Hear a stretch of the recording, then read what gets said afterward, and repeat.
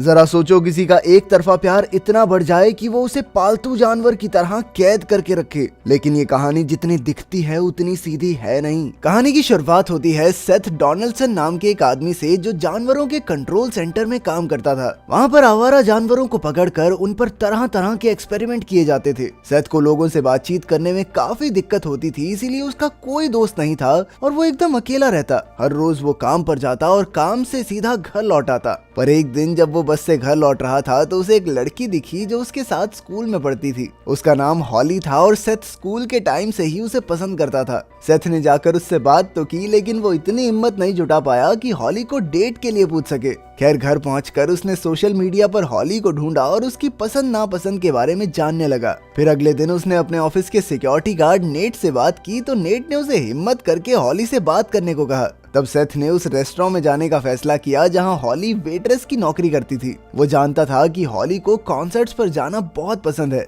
इसीलिए उसने हॉली को एक टिकट देकर अपने साथ चलने को कहा, लेकिन हॉली ने साफ इनकार कर दिया। फिर रात को जब हॉली अपने घर पहुंची तो उसने अपने साथ रहने वाली सहेली क्लेयर को सेथ के बारे में बताया। इसी दौरान हॉली को उसके पिछले बॉयफ्रेंड एरिक का फोन आया, पर जल्द ही हॉली समझ गई कि ये साला दारू पी के फोन कर रहा मुझे, इसीलिए उसने फोन काट दिया। फिर अगले दिन जब वो काम पर गई तो उसे फूलों का बड़ा सा गुलदस्ता मिला और उसे लगा कि ये शायद एरिक की तरफ से होगा, इसीलिए वो एरिक से बात करने उसके बार पहुंच गई। मगर वो ये नहीं जानती थी कि सेथ भी चुपके चुपके उसका पीछा कर रहा है। हॉली ने एरिक से कहा कि ये सब करने की जरूरत नहीं है क्योंकि उनके बीच में सब कुछ खत्म हो चुका है। कुछ देर बाद हॉली सिगरेट पीने बाहर आई तो सेथ भी हिम्मत करके उसके सामने आया और एक बार फिर से उसे डेट के लिए पूछा, पर हॉली ने दोबारा से मना कर दिया। जल्द ही एरिक भी वहां आ गया जिसने सेथ की धुलाई करके उसे बाहर फेंक दिया। खैर तब सेथ की नजर हॉली की डायरी पर पड़ी जो शायद इस सब में जमीन पर गिर गई थी। सेथ अगले कई दिन तक उसकी डायरी पढ़ता रहा जिससे उसे हॉली के बारे में काफी कुछ पता चला। एक दिन जब वो काम पर था तो वो गलती से बेसमेंट के रेस्ट्रिक्टेड कमरे में घुस गया जहां किसी को भी जाने की इजाजत नहीं थी। सेथ ने टॉर्च निकाली और सीढ़ियों से नीचे उतर गया जहां उसे एक खुफिया कमरा मिला। यहाँ आकर उसके दिमाग में आइडिया आया और उसने लोहे का पिंजरा बनाने का फैसला किया। साथ ही उसने जानवरों पर इस्तेमाल होने वाला एक ड्रग भी चुरा लिया। पहले तो उसने ये ड्रग खुद पर आजमाया जिससे वो थोड़ी देर के लिए बेहोश हो गया। फिर एक शाम सेथ हॉली का पीछा करते करते बड़ी चालाकी से उसके घर में घुस आया और जबरदस्ती उसे काबू करके वो ड्रग दे दिया। फिर उसने हॉली को एक बड़े बक्से में बंद किया और अपने ऑफिस के उसी खुफिया कमरे में ले आया। वहाँ नेट ने उसे रोककर पूछा भी कि बक्से में क्या है, तो सेथ ने झूठ कह दिया कि ये इमरजेंसी पार्सल है। पर अचानक बक्से से हॉली की आवाज आई तो नेट बक्से की ओर बढ़ा, पर तभी अचानक छत से बहुत तेज आवाज आई तो उसे लगा कि शायद एसी की आवाज होगी। आखिरकार सेथ बक्से को कमरे में ले आया और उसने हॉली को पिंजरे में बंद कर दिया। कुछ समय बाद जब हॉली की आंख खुली तो वो खुद को पिंजरे में देखकर बुरी तरह डर गई। वो जोर जोर से चीखने चिल्लाने लगी पर कोई फायदा नहीं हुआ। अब उसके पास अंधेरे में बैठे रहने के अलावा कोई चारा नहीं था। अगले दिन सेथ उसके लिए खाना लेकर आया तो हॉली ने बाहर निकलने की मांग की, पर सेथ ने कहा कि मैंने तुम्हें मारने के लिए नहीं बल्कि बचाने के लिए कैद किया है। इसके बाद सेथ चला गया और कई दिन तक नहीं लौटा। जब वो वापस आया तब तक हॉली बेहद कमजोर हो चुकी थी। सेथ ने उसे थोड़ा खाना और पानी दिया और फिर उसे अकेले छोड़कर चला गया। तभी नेट ने उसे रेस्ट्रिक्टेड एरिया से बाहर आते हुए देख लिया, पर इस बार भी सेथ झूठ बोलकर बच निकला। धीरे धीरे कुछ दिन में हॉली की दिमागी हालत बिगड़ने लगी और वो अकेली बैठी हुई अपनी सहेली से बातें करने लगी। फिर अगली बार जब सेथ उसके पास आया तो हॉली ने उससे पूछ ही लिया कि वो उसके साथ सोना चाहता है या उसे मारना चाहता है। इस पर सेथ ने कहा कि तुम्हारी मर्जी के बिना तुम्हें छूऊंगा भी नहीं, मगर जरूरत पड़ी तो तुम्हें मार जरूर सकता हूँ। फिर उसने हॉली को बताया कि कैसे उसे स्कूल में पहली नजर में ही हॉली से प्यार हो गया था। इसके बाद सेथ ने क्लेयर के बारे में पूछा क्योंकि उसने भी हॉली को अकेले में बातें करते देख लिया था। सेथ ने पूछा कि क्या उसे अब भी क्लेयर दिखती है, तो हॉली ने मना कर दिया, पर असल में तो उसे सेथ के ठीक पीछे क्लेयर दिख ही रही थी। इसके बाद सेथ ने हॉली की डायरी निकाली और खुलासा किया कि वो हॉली के सारे राज जानता है। उसने डायरी में लिखी हुई सारी चीजें हॉली को याद दिलाई, जिसके बाद हम देखते हैं कि कुछ महीने पहले हॉली को पता चल गया था कि क्लेयर का हॉली के बॉयफ्रेंड एरिक के साथ चक्कर चल रहा है। फिर जब वो क्लेयर के साथ गाड़ी में थी तो उसने क्लेयर से इसके बारे में पूछा।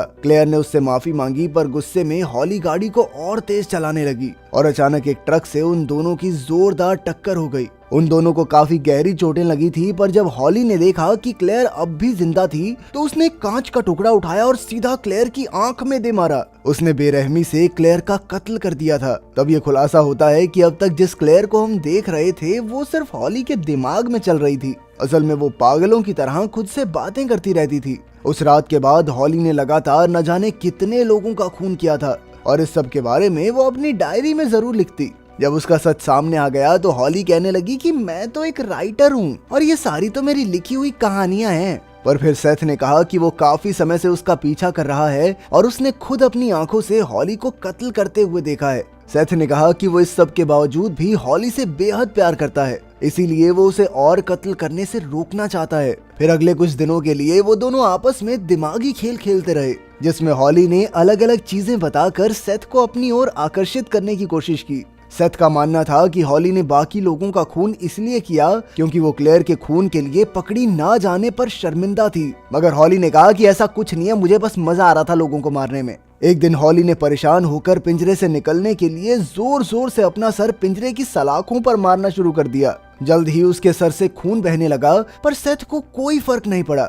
उसी दिन जब सेथ बेसमेंट से बाहर निकला तो नेट ने उसे फिर से देख लिया। उसे एहसास हुआ कि कुछ तो गड़बड़ है, इसीलिए वो दरवाजा खोलकर नीचे गया और हॉली को वहां कैद देखकर उसके होश उड़ गए। हॉली ने मौका पाकर नेट को पिंजरे का ताला तोड़ने को कहा।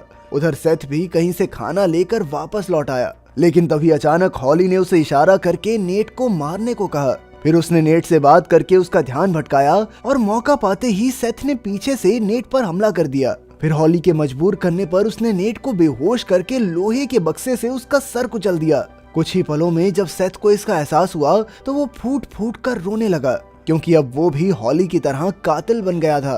पर हॉली ने उसे कहा कि शांत हो जा, शांत, इतना क्या रो रहा है। फिर उसने सेथ को लाश को ठिकाने लगाने का तरीका भी बताया। उसकी बात मानकर सेथ ने लाश के छोटे छोटे टुकड़े काटे और क्लिनिक के जानवरों को खिला दिए। साथ ही उसने नेट के दांत भी निकाल दिए ताकि पुलिस उसकी लाश को पहचान न सके। इस घटना के बाद पुलिस इस मामले की जांच में लग गई और डिटेक्टिव मियारा इस जांच का हेड था। सबसे पहले उन्होंने सेथ से पूछताछ की और जल्द ही डिटेक्टिव को उस पर शक भी हो गया, क्योंकि सेथ के जवाब उन्हें मिले सबूतों से मेल नहीं खा रहे थे। खैर, अगले कुछ दिनों में हॉली ने सेथ के दिमाग को काबू में करने की कोशिश जारी रखी।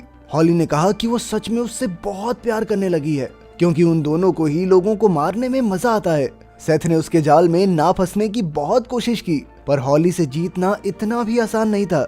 वो सेथ से बहुत प्यार से बात करती और उसे आकर्षित करने की कोशिश में लगी रहती। एक बार तो उसने सेथ को अपनी उंगली काट कर अपना प्यार साबित करने की चुनौती दी। सेथ ने ऐसा करने से साफ इनकार कर दिया और वहां से चला गया। तभी हॉली ने कहा कि वो सेथ के लिए एक पालतू जानवर से ज्यादा और कुछ नहीं है, इसीलिए वो नहीं चाहती कि सेथ उसके पास लौट कर आए। इसके बाद सेथ बाथरूम में जाकर तोड़फोड़ करने लगा, क्योंकि उसे कुछ समझ नहीं आ रहा था कि आगे क्या करना है। कुछ देर सोचने के बाद वो वापस बेसमेंट में गया और अपने प्यार के लिए उंगली की कुर्बानी देने का फैसला किया। उंगली काटने से उसे जबरदस्त दर्द हुआ और हॉली ने इस मौके का खूब फायदा उठाया। उसने धमकी देकर सेथ को ब्लैकमेल करते हुए उसे पिंजरा खोलने को कहा। अब सेथ के पास कोई और चारा नहीं था, इसीलिए उसने दरवाजा खोल दिया। इसके बाद हॉली ने उसे दीवार पर धक्का दिया और कहा कि अब उसे यकीन हो गया है कि सेथ उससे सच्चा प्यार करता है। फिर उसने सेथ को चूम लिया, पर तभी हॉली ने उसे अपना भयंकर रूप दिखाया। उसने बड़ी बेरहमी से सेथ का गला काट डाला। इसके कुछ दिन बाद हम देखते हैं कि हॉली फिर से एरिक के साथ रहने लग गई। इसी के साथ एक प्रेस उसकी लिखी डायरी भी पब्लिश करने जा रही थी।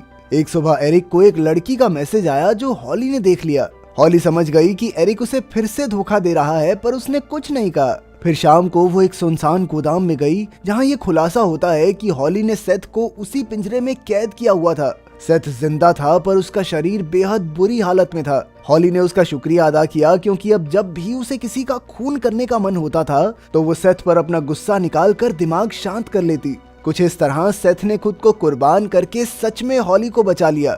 आखिरकार उन दोनों ने एक दूसरे का हाथ पकड़ा और हॉली ने भी अपने प्यार का इजहार किया। तो इस अजीबोगरीब लव स्टोरी के बारे में आप क्या सोचते हैं, कमेंट्स में जरूर बताना।